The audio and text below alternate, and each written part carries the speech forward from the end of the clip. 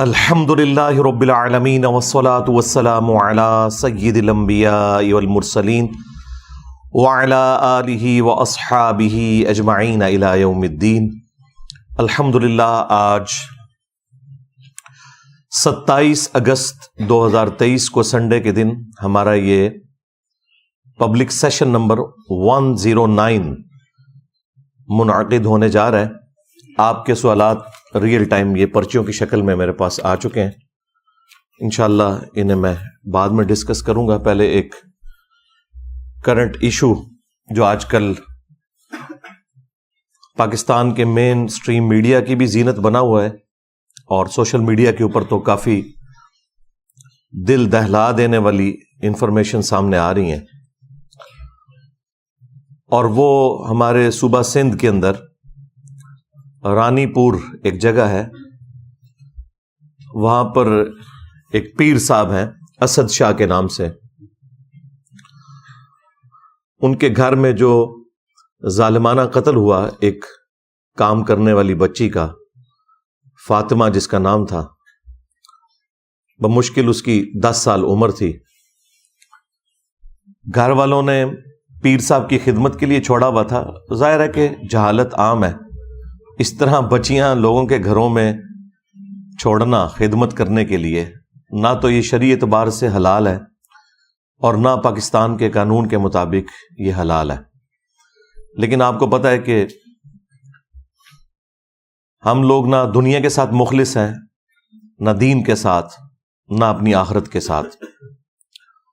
صدیوں سے استحصال ہو رہا ہے غریب عوام کا، ان کی غربت اور جہالت دونوں کا فائدہ اٹھایا جاتا ہے، اور یہ جو پیر طبقہ ہے بالخصوص، ان کے علاوہ بھی وڈیرے، بڑے بڑے جاگیردار،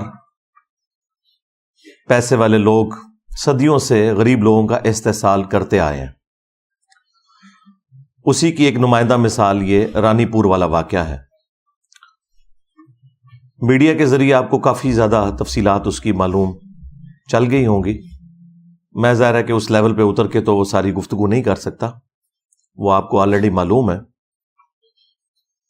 میں تو اس کے ان پہلوؤں کے اوپر گفتگو کروں گا جو ہمارے اس پلیٹ فارم کا تقاضا ہے کہ ہم حق کے لیے آواز بلند کریں۔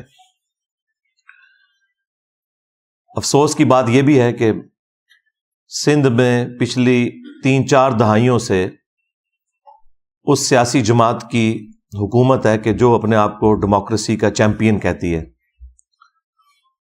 اور اپنے زوم میں وہ کارل مارکس کے نظریات کو آگے لے کے چلنا چاہتے ہیں،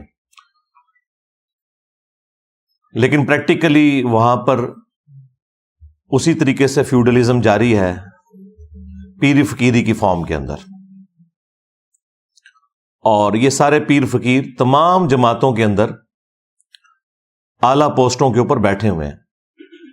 حکومتیں جب بنتی ہیں، خواہ وہ پیپلز پارٹی کی حکومت ہو، مسلم لیگ کی ہو یا پی ٹی آئی کی ہو، آپ کو وہی چہرے نظر آئیں گے، ان کے اپنے معاملات اسی طریقے سے چل رہے ہیں۔ ہاں، صرف ٹی وی میں تقریر کرنے کے لیے، جلسوں میں بنیادی انسانی حقوق کی آواز اٹھانے کے لیے آپ کو یہ سرگرم نظر آئیں گے، لیکن پریکٹیکلی ان کی اپنی زندگیاں ان تمام چیزوں سے آ رہی ہیں، بلکہ یہ اس پورے سسٹم کے بینیفیشری ہیں کہ یہ غریب لوگوں کا اور جاہل لوگوں کا استحصال کر رہے ہیں۔ خود دیکھیں کہ ان کی اولادیں کتنی پڑھ لکھ گئی ہیں، دوسرے ملکوں سے پڑھ کے آئی ہوئی ہیں، لیکن اپنے علاقوں میں نہ بلوچستان کے اندر اور نہ سندھ کے اندر یہ لوگ سکولز اور کالجز یا یونیورسٹیز کو پروموٹ کرتے ہوں، بالکل آپ کو ایسا نظر نہیں آئے گا۔ یہ چاہتے ہیں کہ عوام جاہل رہے اور اس طریقے سے ہم انہیں اپنا غلام بنا کر رکھیں، کیونکہ جب جہالت دور ہوتی ہے تو سب سے پہلے ان لوگوں کی جو چودراہٹ ہے وہ سٹیک پہ لگ جاتی ہے، جن لوگوں نے لوگوں کی جہالت کا فائدہ اٹھایا ہوتا ہے۔ یہ اتنے بڑے 2 ہتھیار ہیں ان کے پاس، ایک جہالت اور دوسرا غربت، کہ جس کے ذریعے یہ کچھ بھی کر سکتے ہیں۔ ورنہ کس کا دل کرتا ہے کہ چھوٹے سے بچے، ہم خود بچوں والے ہیں، دوسروں کے گھروں میں خدمت کے لیے چھوڑ دیں، اور اس کے بعد کہ جب اس طرح کی چیزیں بھی باہر نکلتی ہیں، لوگ کہتے ہیں آج کل کے پیر فقیر جو ہیں وہ راہ راست سے ہٹ گئے ہیں اس لیے واقعات آ رہے ہیں. ان سے پہلے بھی جتنے لوگ ہیں وہ اسی قسم کے تھے.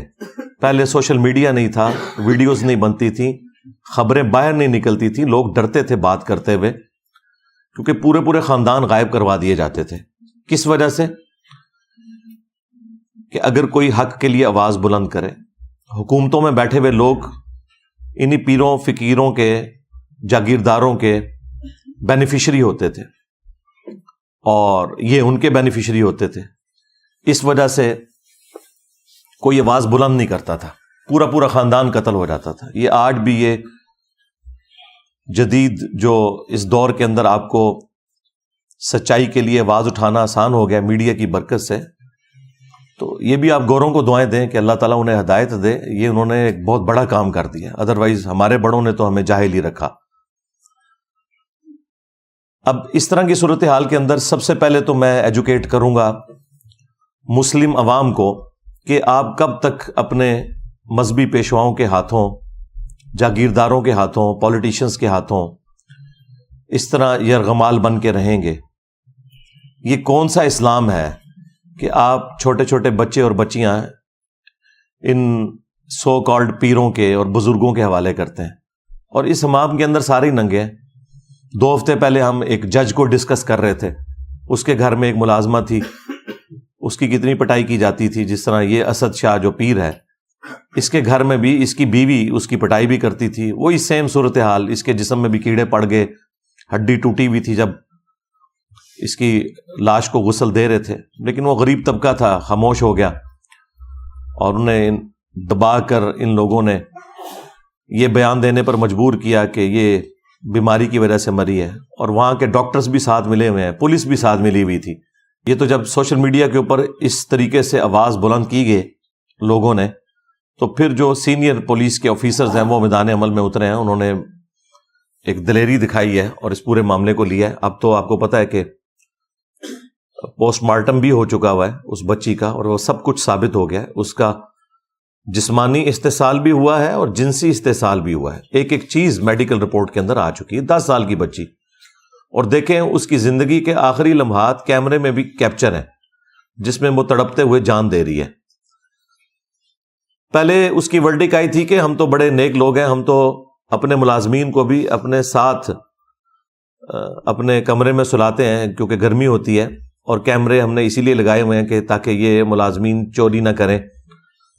اور بقول پیر کے کہ وہ ویڈیو ہم نے خود عام کی تھی یہ بتانے کے لیے کہ یہ اپنی نیچرل ڈیتھ مری ہے، یہ بیمار تھی. اور میڈیکل رپورٹ بھی جعلی بنوا لی انہوں نے. وہ تو جب اس کی لاش کا پوسٹ مارٹم ہوا ہے تو سارے معاملات کھل گئے کہ سب کے سب لوگ ملے ہوئے تھے، چاہے پولیس ہو، خواہ ڈاکٹرز ہوں، اور خواہ ان کے اپنے مریدین ہوں. حتیٰ کہ وہ جو کچے کے علاقے کے ڈاکو ہیں وہ اب ویڈیوز بنا کے یہ کہہ رہے ہیں کہ ہمارے پیر صاحب کے بارے میں جس نے بھی کوئی گفتگو کی ہم اسے نہیں چھوڑیں گے. یعنی ڈاکو بھی ان کی سپورٹ میں نکل آئے. یہ ان کی فضیلت کے لیے کافی ہے یہ بات. وہ صحافیوں کو، پولیس کو، میڈیا کے لوگوں کو دھمکیاں لگا رہے ہیں. تو یہ سارے ایک دوسرے کے بینیفیشری ہیں کیونکہ یہی وڈیرے اور پیر انہیں پالتے ہیں ڈاکوؤں کو، اور ان کے ذریعے عوام کے اوپر اپنی دھاک بٹھا کے رکھتے ہیں اور وہ ان کے لیے کام کرتے ہیں. بہرحال اس وقت میڈیا کے اندر جتنی اس کی آواز بلند ہوئی ہے اور جس طریقے سے ٹیک اپ کیا ہے ہماری پولیس نے اور باقی اداروں نے، تو مجھے لگ رہا ہے کہ انشاءاللہ یہ منطقی انجام تک معاملہ پہنچے گا. اور وہ تو جیل کے اندر ہے، اس کی بیوی غائب ہے، پری ریسٹ بیل لی ہوئی ہے، لیکن ظاہر ہے کہ وہ بیل تو خارج ہو جائے گی، وہ زیادہ عرصہ نہیں بیل رہتی. جس طرح وہ جج کی وائف کی بھی فارغ ہو گئی تھی اور وہ بھی اندر ہے، جج کو بھی اس کو نوکری سے فارغ کر رہے ہیں. اس کے ساتھ بھی اب اس طرح کا معاملہ انشاءاللہ مستقبل میں ہوگا. شواہد کی بنیاد کے اوپر لگ رہا ہے کہ یہ اب بچنے والا نہیں انشاءاللہ تعالی. تو میں عوام الناس سے ریکویسٹ کر رہا تھا کہ آپ لوگ بھی ان کے ہاتھوں یرغمال نہ بنیں. خدا کے لیے اپنے دین کی حفاظت کریں، اپنی آخرت کی حفاظت کریں، اپنی اولاد کی حفاظت کریں. یہ مذہبی پیشوا اور جو امیر لوگ ہیں ہمیشہ سے استحصال کرتے ہیں. ہم تو یہ آج باتیں کر رہے ہیں، آج سے 700 سال پہلے حافظ ابن کثیر جنہوں نے تفسیر ابن کثیر لکھی 774 ہجری میں وہ فوت ہوئے ہیں اور آج چل رہی ہے 1445 ہجری، تو آلموسٹ 700 سال پہلے انہوں نے قرآن کی تفسیر بھی لکھی. تفسیر ابن کثیر کے نام سے پوری دنیا میں اہل سنت کے ہاں ایک مین تفسیر مانی جاتی ہے، اگرچہ اس میں کچھ کمزوریاں بھی ہیں لیکن اوورال ایک بہت اچھی تفسیر ہے. اور پیرلل میں انہوں نے تاریخ ابن کثیر بھی لکھی. عربی میں اس کا نام البدایہ والنہایہ ہے لیکن اردو میں تاریخ ابن کثیر کے نام سے مشہور ہے. اس میں انہوں نے اپنے زمانے کے لوگوں کے بارے میں لکھا ہے اور کیٹاگوریکل انہوں نے مینشن کیا ہے کہ جتنے حکمران ہیں، بادشاہ، حکومتی عہدے داران، علماء، فقہا، بزرگان دین کی انہوں نے فضائل لکھے ہوئے ہیں. اس میں میری ویڈیو سے متاثر نہیں ہوئے تھے ابن کثیر. انہوں نے ان ساروں کے نام لکھ کے کہا کہ یہ سب کے سب لوگ یہ بچوں کے ساتھ منہ کالا کرنے کے مرض کے اندر مبتلا ہیں سوائے جن کو اللہ بچا لے. اچھا، اور یہاں ترجمہ کرنے والوں نے نا بڑا گول مول کر کے ترجمہ کیا ہے اس کو تو انہوں نے کہا کہ جی دنیا میں ایسے لوگ موجود ہیں جو یہ کرتے ہیں دنیا میں. اچھا اس کے بعد جو انہوں نے لکھا وہ جملے انہوں نے عربی میں تو لکھے ہوئے تھے، اردو میں سے ترجمے میں سے ہی نکال دیے. حافظ ابن کثیر نے لکھا کہ ماں باپ کی یہ ذمہ داری ہے کہ وہ اپنے بچوں کی پہنچ سے ان بزرگان دین کو دور رکھیں. یہ لکھا ہوا تھا انہوں نے، یہ انہوں نے نکال دیا کیونکہ پورا مدرسہ سسٹم اس کے اوپر چل رہا تھا. تو یہ صرف پیر فقیر یا علماء کا مسئلہ نہیں، سب کا ہی مسئلہ ہے. لیکن ٹارگٹ دیندار طبقہ اس لیے زیادہ ہوتا ہے کہ وہ کسٹوڈین ہے، وہ کہتے ہیں ہم ٹھیکیدار ہیں دین کے. تو بھائی چوپڑیاں نالے دو اس طرح نہیں ہو سکتا. دونوں جہانی مٹھے باہو، آپ کہیں جی میں دونوں چیزیں پیرلل میں ساتھ لے کے چلوں، اس طرح نہیں ہوگا. اگر آپ دنیا میں عزت کلیم کر رہے ہیں قرآن و سنت اور دین کے نام کے اوپر، تو اب جب آپ ایکسپوز ہوں گے تو آپ کے ساتھ ذلت والا معاملہ بھی دوہرا ہوگا کیونکہ آپ نے عزت اس کی بنیاد پہ کمائی ہوئی تھی. اب یہ تو عوام کے لیے میرا ایک میسج تھا، بلکہ ہماری تو پوری کی پوری دعوت عوام کو ایجوکیٹ کرنے کی ہے.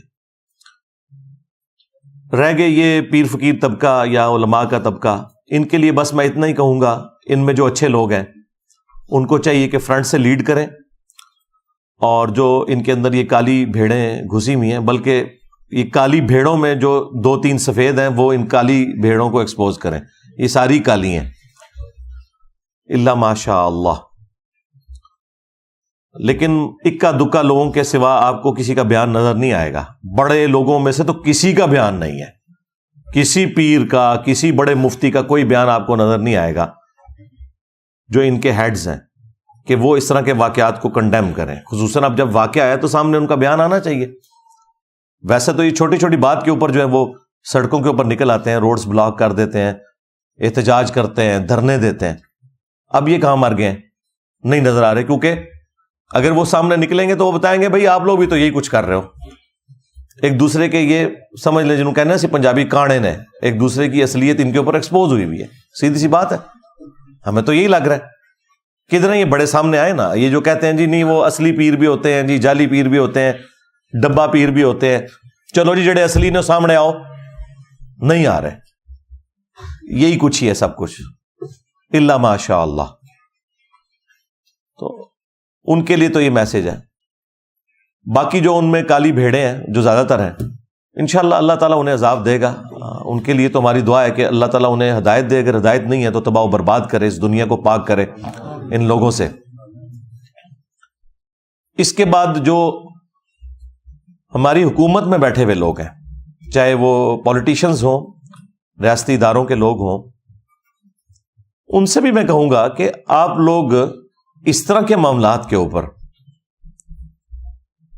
سینسٹیو ہو کر یہ سمجھتے ہوئے کہ یہ بچے ہمارے ہی بچے ہیں، اگر آپ کے بچوں کے ساتھ کوئی ایسا معاملہ ہوتا تو آپ لوگ کیا کرتے؟ آپ لوگ ان تمام معاملات کے اندر ان بچوں کو اپنا بچہ سمجھتے ہوئے ٹیک اپ کریں اور نہ دن دیکھیں اور نہ رات، اور ان معاملات کو فوراً منطقی انجام تک پہنچائیں اور میڈیا کے ذریعے عوام کو اپڈیٹ رکھیں اگر آپ آنے والی نسلوں کو بچانا چاہتے ہیں، نہ کہ یہ کہ آپ ان کی پشت کے اوپر کھڑے ہوں ان لوگوں کو سپورٹ کرنے کے لیے۔ جوڈیشری بھی سو موٹو کوئی اس طرح کے معاملات میں نہیں لے رہی ہوتی، باقی معاملات میں لے رہے ہوتے ہیں۔ اس وقت بھی سپریم کورٹ کے اندر 54,000 سے زیادہ پٹیشنز پڑی ہوئی ہیں، کیس پینڈنگ ہیں جو انہوں نے فیصلے کرنے ہیں، لیکن یہ فیصلے کیا کرتے ہیں کہ عمران خان کو ضمانت دینی ہے یا نہیں دینی، نواز شریف کے کیس ختم کرنے ہیں یا نہیں کرنے۔ رات کو یہ اپلیکیشنیں دیتے ہیں، صبح لگ جاتی ہیں، اور باقیوں کے کیسز سالوں سے لائن میں لگے ہوئے ہیں، مہینوں ہفتوں کی میں بات نہیں کر رہا۔ سپریم کورٹ میں 4 سال 5 سال 10 سال کیس نہیں لگتا کہ جی آپ کا تو نمبر ہی نہیں آیا، تو نمبر یہ ان لوگوں کے لگا رہے ہوتے ہیں کیونکہ سارے ایک دوسرے کے بینیفیشری ہیں، ایک دوسرے کو سپورٹ کرتے ہیں۔ شکلیں بدلتی ہیں، کرتوت سب کے ایک جیسے ہی ہوتے ہیں۔ ہاں، کچھ کے آپ کو شروع میں نہیں پتا چلتے، بعد میں پتا چل جاتے ہیں، اور کچھ کے آپ کو اوپنلی پتا چل جاتے ہیں، اس لیے آپ لوگ فرق کرتے ہیں۔ ہمیں تو اندازہ ہے کہ یہ پورے کا پورا سسٹم ہی اتنا بگڑ چکا ہے کہ اس کے اندر اب اتنی جلدی اصلاح ممکن نہیں ہے۔ تو حکومتی جو لوگ ہیں انہیں بھی یہ معاملات دیکھنے کی ضرورت ہے۔ یہ تو میں نے ساری جنرل باتیں کی، اب میں قرآن و سنت کے حوالے سے 2-4 باتیں عرض کر دوں۔ سورۃ المائدہ میں اللہ تعالیٰ نے سورۃ النساء کے اندر واضح طور پر حکم فرمایا کہ اے اہل ایمان، اللہ کے لیے کھڑے ہو جاؤ انصاف کے لیے گواہی دیتے ہوئے۔ اور سورہ نساء میں تو یہاں تک آیا کہ اگر تمہیں اپنی جان کے خلاف گواہی دینی پڑے، اپنے ماں باپ کے خلاف، رشتہ داروں کے خلاف گواہی دینی ہے اور سچائی کے لیے کھڑے ہونا ہے۔ اس طرح کے سارے معاملات کے اندر بھی جو لوگ گواہ ہیں انہیں پتہ ہے کہ ریئل ٹائم کیا ہوا ہے، انہیں بالکل گواہی دینے میں کوئی آر محسوس نہیں کرنی چاہیے اور دلیری سے گواہی دینی چاہیے۔ اس کے بعد اللہ تعالیٰ نے سورۃ المائدہ میں ایسے لوگوں کی جو سزا ہے وہ بھی بیان فرمائی ہے کہ ہم نے بنی اسرائیل کے لیے بھی یہ طے کر دیا تھا اور اس شریعت کے اندر بھی کہ جان کے بدلے جان، آنکھ کے بدلے آنکھ، ناک کے بدلے ناک، کان کے بدلے کان، دانت کے بدلے دانت، اور ہر زخم کے بدلے اس لیول کا زخم لگایا جائے اس ظالم کو کہ جس نے مظلوم کے ساتھ یہ سارا معاملہ کیا۔ اس طرح کے جتنے واقعات رپورٹ ہوتے ہیں، جو تکلیف ان لوگوں نے ان بچوں کو دی ہوتی ہیں، یہ ساری تکلیف انہیں دینی چاہیے اور اعلانیہ دینی چاہیے۔ سورۃ النور میں بھی آیا نا کہ بدکاری کی سزا کو ویٹ کرے گا مسلمانوں کا ایک گروہ تاکہ باقیوں کے لیے ڈیٹرنس ہو جائے۔ یہ چھپا کے سزائیں نہیں ہونی چاہیے بلکہ اعلانیہ ہونی چاہیے۔ اس کے بعد سورۃ المائدہ ہی میں اللہ تعالیٰ نے فرمایا کہ جو فساد فی الارض کرنے والے لوگ ہیں، یہ فساد فی الارض کرنے والے لوگ ہیں، اس طرح کے لوگ جو غریبوں کے ساتھ یہ ظلم والا معاملہ کرتے ہیں، یہ جو فساد فی الارض کرنے والے لوگ ہیں، ان کی سزا یہ ہے کہ ان کے مخالف سمت کے ہاتھ پاؤں کاٹ دیے جائیں اور انہیں سولی دے دیا جائے۔ پبلکلی یہ سارے کا سارا معاملہ ان کے ساتھ کیا جائے تاکہ باقی لوگوں کے لیے ڈیٹرس بنے۔ اس طرح کے جتنے بھی پیر فقیر لوگ ہیں یا حکومتی عہدے داران ہیں جو اس طرح کے معاملات کے اندر ملوث ہیں، ان کو اس قسم کی سزائیں ہونی چاہیے۔ اور یہاں تو قتل والا معاملہ بھی اس میں ایڈ ہو گیا، وہ تو بہت ہی سینسٹیو ایشو ہے۔ سورۃ المائدہ میں ہی اللہ تعالیٰ نے فرمایا کہ بس 2 استثناء ہے، ایک جان کے بدلے جان یعنی قتل کے بدلے قتل، اور دوسرا فساد فی الارض۔ ان 2 کیسز میں تو کسی کی جان لی جا سکتی ہے اور وہ بھی جوڈیشری کے تھرو، ہر شخص قانون ہاتھ میں نہیں لے گا۔ اس کے سوا جس نے کسی ایک جان کو بھی قتل کیا، گویا اس نے پوری انسانیت کا قتل کر دیا۔ اور پھر اللہ تعالیٰ نے فرمایا جس نے ایک جان کو بچایا گویا اس نے پوری انسانیت کو بچا لیا. پوری انسانیت کو کیسے بچا لیا؟ ڈیٹرنس کی وجہ سے. اگر قاتل کو یہ پتا ہو کہ مجھے سزا ملے گی تو وہ قتل سے باز آئے گا. اور یہ اسے کیسے پتا چلے گا؟ جب اس طرح کی حرکت کسی اور نے کی ہوگی اور اس کی سزا اس نے ویٹ کی ہوگی. 10 سال کی بچی اس کے ساتھ جسمانی اور جنسی زیادتی کرنے کے بعد قتل کیا گیا ہے نعوذ باللہ, اور میڈیکل رپورٹ بھی پھر اس کی خراب بنوائی گئی ہے اور گھر والوں کو بھی دبکا دیا گیا. یہ حالت ہے اس ملک کی. اس میں معافی معاملہ ہونا ہی نہیں چاہیے. اس طرح کا جو قتل ناحق ہے ایک مؤمن کا, اس کے بارے میں تو سورۃ النساء میں آیا کہ ہمیشہ کی جہنم ہے سزا. جی ہاں, ہمیشہ کی جہنم. اور اس کو سپورٹو وہ حدیث بھی ہے ابو داؤد کی کہ اللہ تعالیٰ قیامت کے دن یا تو شرک معاف نہیں کرے گا یا قتل ناحق کو معاف نہیں کرے گا, باقی ہر گناہ معاف کر دے گا جس کے لیے چاہے گا. یہ 2 گناہ ایسے ہیں کہ جن کے بارے میں اللہ تعالیٰ کا سٹانس بہت سخت ہے. اب اس میں سورہ النساء کے اندر اللہ تعالیٰ نے ایک آپشن رکھا ہے کہ اگر مقتول کے ورثاء معاف کرنا چاہیں تو وہ کر سکتے ہیں, اور اسی کی پلی پھر لے کے یہ سارے لوگ اینڈ پہ چھوٹتے ہیں. آج تک جتنے لوگ چھوٹے ہیں, لیکن انہیں یہ پتہ نہیں ہے اس کیٹیگری میں فال نہیں کرتی. یہ فساد فی الارض ہے اور اس کی سزا جو ہے وہ اسٹیٹ نے دینی ہے. اگر مقتول کے ورثاء معاف بھی کر دیں تب بھی جو ڈیٹرنس پھیل گئی ہے عوام الناس کے اندر, جو لوگ گھروں میں بیٹھے ہوئے سہم گئے ہیں, جن کے بچے ہیں, ان کے دل سے خوف کون کم کرے گا؟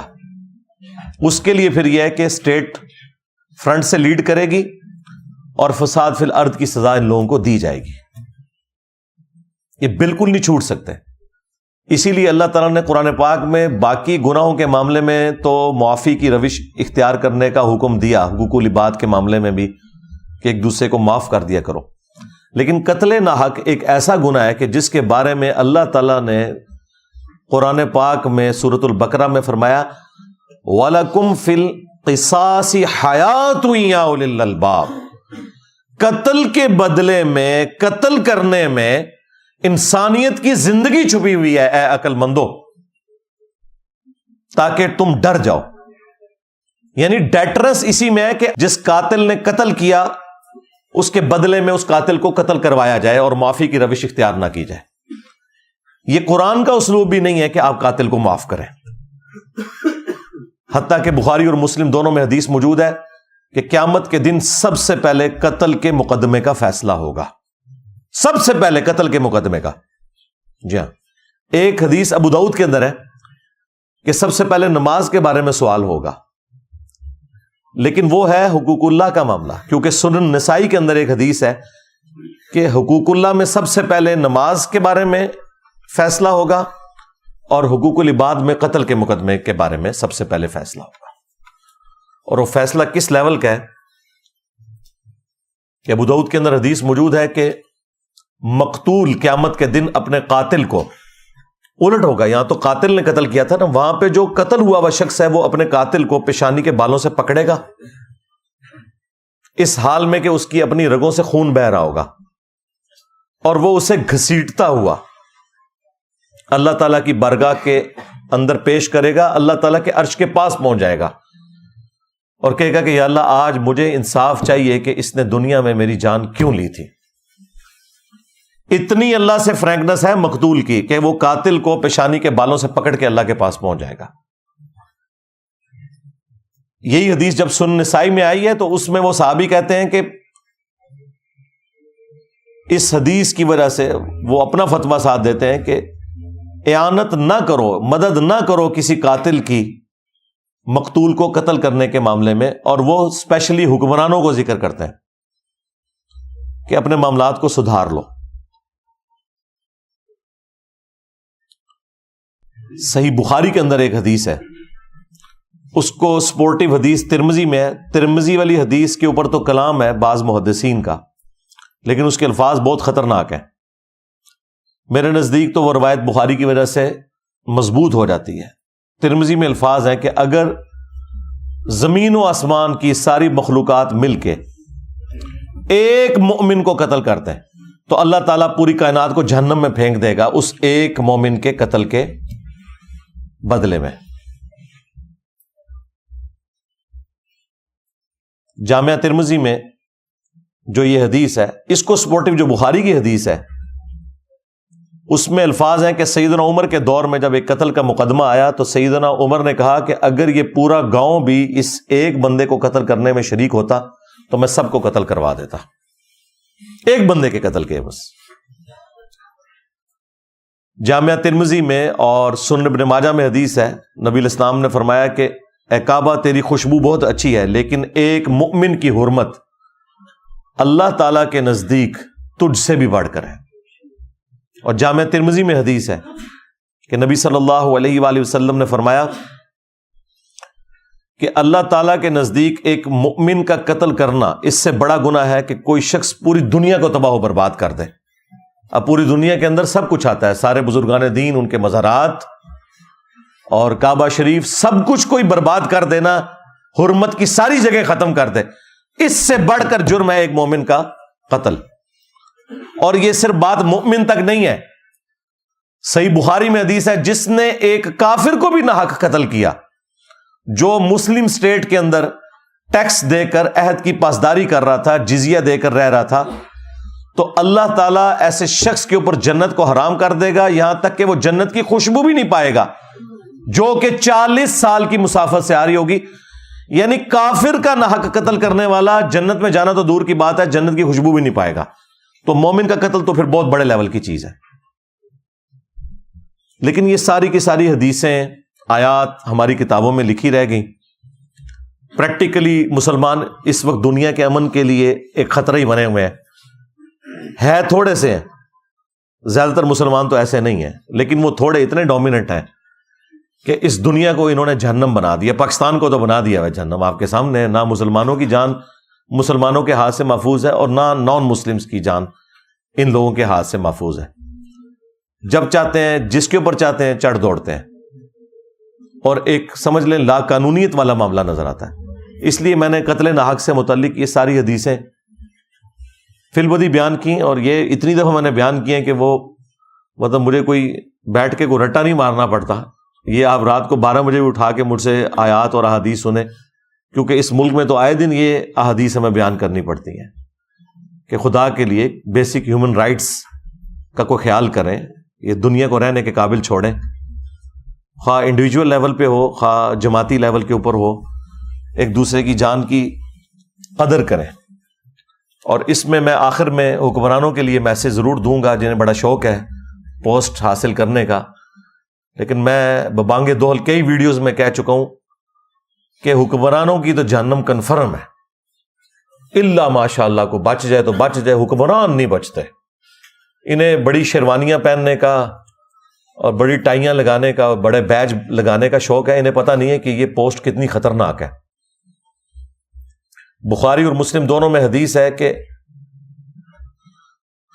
بدترین گڈریا وہ ہے جو کسی قوم کے اوپر گڈریا ہے, یعنی حکمران ہے, اگر اس نے انصاف نہ کیا تو وہ جنت کی خوشبو بھی نہیں پائے گا. ہاں جی, خوشبو بھی نہیں پائے گا. ایک اور حدیث ہے بخاری اور مسلم میں, تم میں ہر شخص نگہبان ہے, اس سے اس کی رعیت کے بارے میں پوچھا جائے گا. پھر نبی الاسلام نے اسے کھولا اور فرمایا کہ ایک خاوند اپنی بیوی اور بچوں کے اوپر حکمران ہے, اگر ان کے ساتھ انصاف نہ کیا تو اس کی پکڑ ہوگی. ایک بیوی اپنے خاوند کے مال اور بچوں کے اوپر حکمران ہے, اس سے اس کے بارے میں پوچھا جائے گا.